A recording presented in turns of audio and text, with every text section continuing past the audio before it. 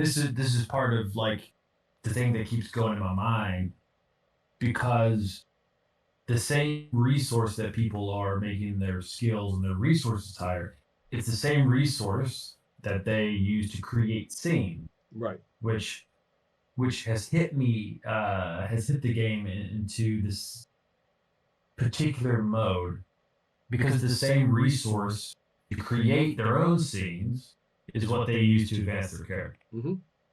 So that means when it's their turn, they're like, well, I'm not going to create scenes. I'm going to pump my character up. And so they focus on that until their character gets really powerful. And then they'll start creating scenes. So it feels off. Right. You know, it feels like you have rapid advancement when, of course, I would want to split those so that you're investing just as much in your scene creation and what you want to see going forward in a narrative, right, in fiction, as you do what's on your character. There's several different possible variables at work. One is that all fantasy role-playing games have a traditional route in which characters are inexplicably incompetent to start. Particularly those ones where you are not starting as a kid in some sort of apprenticeship, but you're starting as purportedly already, an established adult doing adult stuff, and yet somehow your first level, which means you're kind of a larva in terms of game mechanics.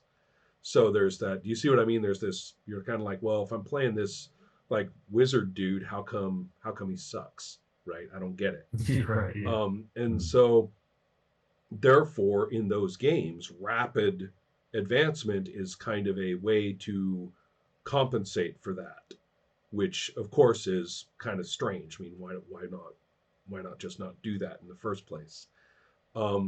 So that's one variable that I'm not sure is the case for you, but let's just keep it in mind that if the players feel a very strong need to advance their characters quickly, is it that they're not starting strong enough?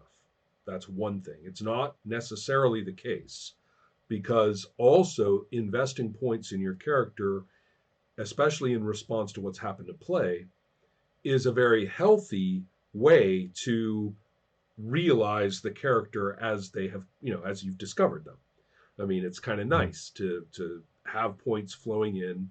You've played your character 2 or 3 times, like even 2 or 3 sessions maybe, and you have this feeling of, now I have popped a couple of points into places and the character is much more solid, much more mine, much more expressive of what has happened and what I feel like, okay, it's like breaking in the car, right? Or breaking in the shoes. You're spending those points or going through a little round of advancement here and there is really actually a healthy thing. So that's kind of the not so great and the great reasons why people, advance up quickly when they have the opportunity to do it. So to some extent, especially for that second one, it may not be too terrible that players are putting their energies toward that. So I don't want to immediately say, oh, well, we have to make sure they don't do that. Let's think about it for a second. Let's go to the basic math that you already mentioned, which is that the 2 points, the 2 functions are the same points. Why? Oh, why? Oh, because it was kind of like a placeholder when like where I'm at in creation, instead of trying to divide different sorts of points to go here and there. I thought, okay, these things that you do, you make choices, you get points. When you pop people's blights, you get points. So there you go, and then that's your points. And then it's like when you time to spend those points, it's like, well, what is it you get to do? Right. So it was just my thinking on how the game is played. Sure. Right. So it wasn't a decision like, oh, I'm making this the way that you do it for this reason. It's like, okay, that's how it is now, and we'll figure it out down the road. So let's sort of break apart those functions. Is it necessary that the points that you gain this way, that they could go into starting scene creation and stuff like that at the expense of the advancement? In other words, is there some aspect of, how am I going to put this? The advancement part has, for lack of a better word, kind of a standard employment contract quality. You earn the points, you spend the points. It's like your paycheck. Mm-hmm. For the scene creation, arguably, or scenario creation even, to first of all, it's like docking your paycheck, right? You have to set it aside to do this other thing with it. Now you can't go buy, hookers and blow with your, with your paycheck. Yeah, right. So now, so it's kind of almost like a question. I mean, and I know I'm sounding awfully mercenary or hedonistic about this, but why should I spend my paycheck on this other thing when the game master is just going to make a scenario anyway? Mm-hmm. And I've been having fun doing his scenarios, so why bother? And the only answer to that, sadly, is, I'll make scenarios that will be advantageous to me, right? In other words, to start treating it strategically. Because after all, the advancement has its strategic side. So if I'm going to be spending my money, I'm going to go and, I'm not going to get I've got a fair dose of advancement of this kind. This has got to be like advancement 2, right? It's got to be some sort of, strategic thing. And that can have some toxic elements. After all, the whole point of a good scenario is that it's supposed to, well, 2 things. Especially at this phase of play, it's supposed to draw on what we know so that there's cause in the game world, right? Or somewhat more abstractly, it goes somewhere we haven't been so that we get to see more of this game world and bring more of it to life. And then finally, there's bad sides of it too, which is that you can grief your friends. You can screw your friends over, or you can. But do you see how there's kind of a false hope in there? All good scenarios are supposed to be problematic for your characters. There's no such thing as the easy adventure. So the idea of spending your points to create a scenario that advantages you in the same way that advancement would is oxymoronic. I mean, it doesn't make sense. And if somebody starts fighting for that to make sense, they're just going to create some kind of toxic brew. Right. You mentioned that at least one of your groups tended not to do this hardly at all. Am I right remembering that? That one of your groups tends to avoid doing this with the points. Yeah. Mm-hmm. One group is I think it's part of their mindset, like this is very much like a risk reward kind of thing, right? So they're thinking in terms of like I don't want to roll if I don't have to, right? So I don't want to I'll let all the danger come to me and I'll react. I don't want to go out and do my own, right? And so, and in some ways, I actually think that's more of a healthy point of view than one. One might say, you bastards, why don't you want a good story? Why don't you help me make these stories and all the rest of it? But I actually think that they may have a point. They may have a point to recognize that if they take their hard-earned cash And if they have an equivalency in their mind between using it for advancement and whatever it is we're supposed to be doing over here with making scenarios, if there's an equivalency, they look over there like that's not a good place to go. Right. Yeah. Jeff's clearly, gotten bitten by some story asshole theory on the internet, and we're just not going to go where that's taken him, right? So they may have a point if that spending those points for scenario creation it's just like a whole different. Okay, I don't know if I made my point or not. My point being that if you are getting these points, why? I mean, for and they're good for advancement.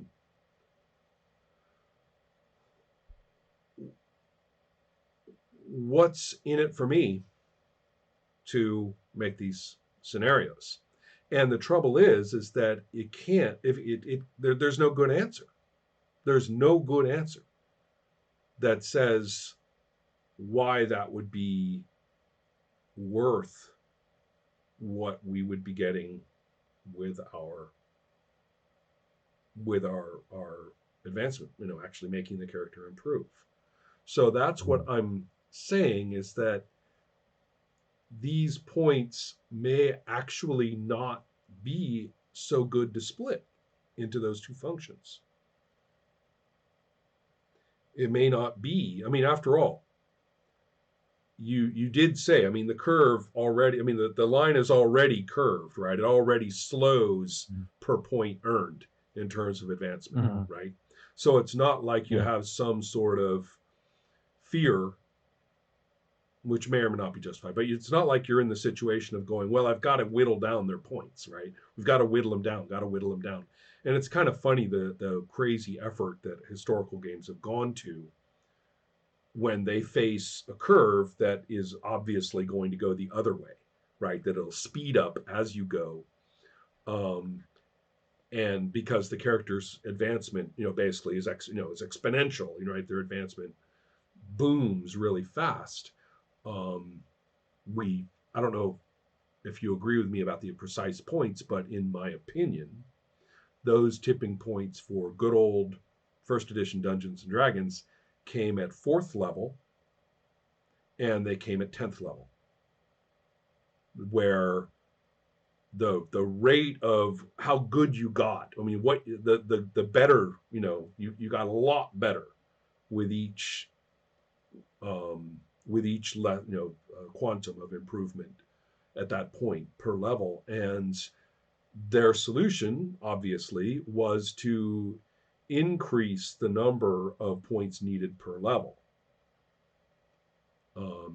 And then they were fighting themselves because you got more experience points for the foes you were facing. So that's why the number of experience points they just kept adding zeros, right? Basically, to it got pretty crazy at that point. But the question was, the nature of expansion in that game, character expansion in that game, was to, you advance really slowly, and then you advance faster and faster and faster and faster. Throw in magic items, and at 10th level, the GM's looking at these godlings going, what the hell am I supposed to be doing now? Right. Yeah. So with, I'm not saying again that that's necessarily, I mean, you can just embrace it and say, well, that's what we do here. And some people did that, but you can see that there was this kind of attempt at inflation, right? An attempt at inflation. An experience point buys you a lot less, like magnitudes, orders less, right, as you went along. So I went into all that just to say that you're not in this situation at this point. You're not looking at some sort of grotesque distortion of the very nature of play just because the characters have improved, at least as far as I know. Or rather, you've even built it in. You're like, well, yes, I mean, they are much more powerful, but we are now in the apocalypse. That's part of the point. So with this going, we'll take that as okay. There's no reason not to let the advancement points be advancement points. And for the capacity to do scenario creation, maybe not even be an earned point phenomenon at all. In other words, you're not losing those points when you do it, and your capacity to do it is set or established or limited in some completely different way. There's several ways you could do that. Some are fairly hard and fast. You basically say for every session you get, a check in this completely different metric, and you use your checks to, create scenarios. And it's that straightforward. Have this many checks gained, not earned, just gained as you play, and you use them as you see fit, and they can't be used for anything else. If you don't want to do it, you don't have to. And it's not like you lose anything or gain anything by not doing it. It's just a rule. It's something you can do. Now, you could even take it away from play history at all and just say this is something that the players can do when and if someone says they want to do it. And again, the degree to which that's limited, you can just simply impose. You can do it,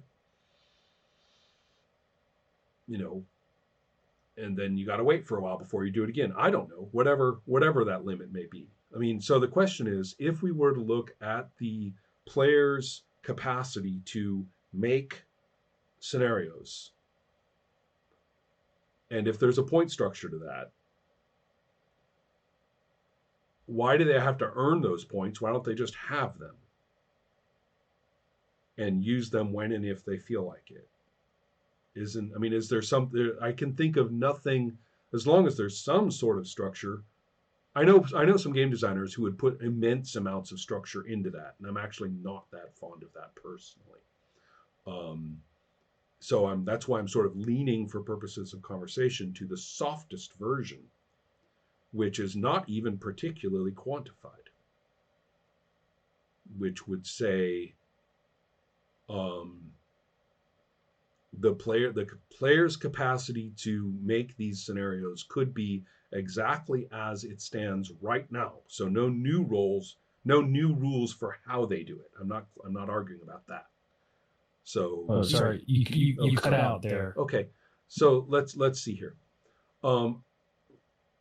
Here is one way to do it. There's a whole spectrum or even multi-axis notion of how you could do this, but let's just look at one little sector of that set of possibilities. For example, you could keep your rules for how the players use those points to make new scenario content exactly the same. Okay, so no changing of what you do with the point to go make that scenario thing. Keep that the same. Now then, the next thing you could say is they have those points and they can use them basically at will. And then the question is, do those points get used up or not? Is it just something that you have the capacity to do when you want to? And this is how many points you have to do it with. When you want to do it, you have this many, and it never goes away and it never changes, and it's purely voluntary. That's how it is. Or if you want that to be more of a resource-based thing where they use those points up and they come back later in some way, at some rate or something, you could do that too.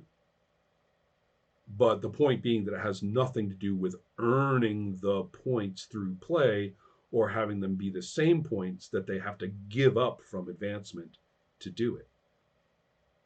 In other words, is the capacity to, as long as you have the capacity to set up scenarios, to be an earned phenomenon, then it will be very reasonably treated as seeking advantage when you use it.